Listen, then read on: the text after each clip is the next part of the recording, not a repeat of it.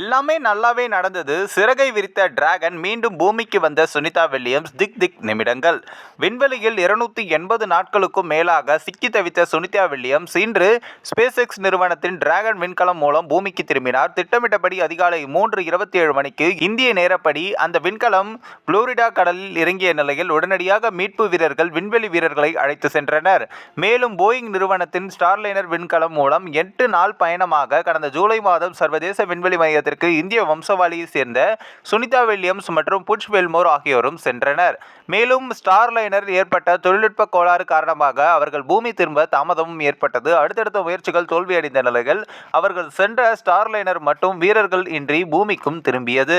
இந்நிலையில் நீண்ட தாமதத்திற்கு பிறகு அவர்கள் பூமிக்கு வந்தடைகின்றனர். கடந்த சில நாட்களுக்கு முன்பு ஸ்பேஸ் எக்ஸ் நிறுவனத்தின் டிராகன் விண்கலம் அவர்களை மீட்க விண்வெளிக்கு சென்றது. ஆனால் ஸ்டார்லைனரில் ஏற்பட்ட தொழில்நுட்ப கோளாறு காரணமாக அவர்கள் பூமி திரும்பும் தாமதமும் ஏற்பட்டது. அடுத்தடுத்த முயற்சிகள் தோல்வியடைந்த நிலையில் அவர்கள் சென்ற ஸ்டார்லைனர் மட்டுமே வீரர்கள் இன்றி பூமிக்கும் திரும்பியது.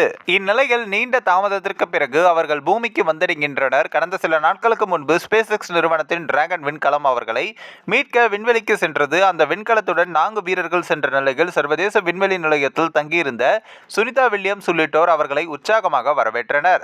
தொடர்ந்து இந்திய நேரப்படி நேற்று காலை 10:30 மணிக்கு சர்வதேச விண்வெளி மையத்திலிருந்து டிராகன் விண்கலம் சுனிதா வில்லியம்ஸ் உள்ளிட்ட 4 வீரர்களுடன் பூமி திரும்பியது.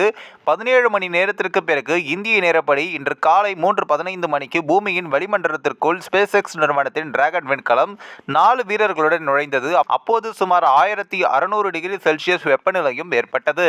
மேலும் விண்வெளி வீரர்கள் அதிக அளவு அழுத்தத்தையும் உணர்ந்தனர். தொடர்ந்து 3:20 மணிக்கு பூமியை நெருங்கிய டிராகன் விண்கலத்தின் முதல் 2 பாராசூட்டுகள் வெற்றிகரமாக விரிந்தது.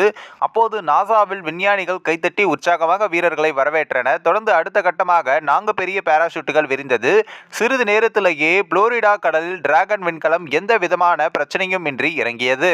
சிறிது நேரத்திற்கு பிறகு அமெரிக்க கடற்படை மற்றும் நாசா மீட்பு படை வீரர்கள் விண்கலத்தில் இருந்த வீரர்களையும் மீட்டனர். இந்த ஒரு நிமிடங்கள் பலருக்கும் திக் திக் நிமிடங்களாகவும் மாறியது. இந்த ஒரு வீடியோ குறித்து உங்களுடைய கருத்துக்களை நீங்க மறக்காம கமெண்ட்ஸ்ல சொல்லுங்க. சுனிதா வில்லியம்ஸ் மற்றும் புட்ச் வெல்மோருக்கு உங்களுடைய வாழ்த்துக்களையும் நீங்க மறக்காம கமெண்ட்ஸ்ல சொல்லுங்க. நம்ம சேனலையும் சப்ஸ்கிரைப் பண்றீங்க.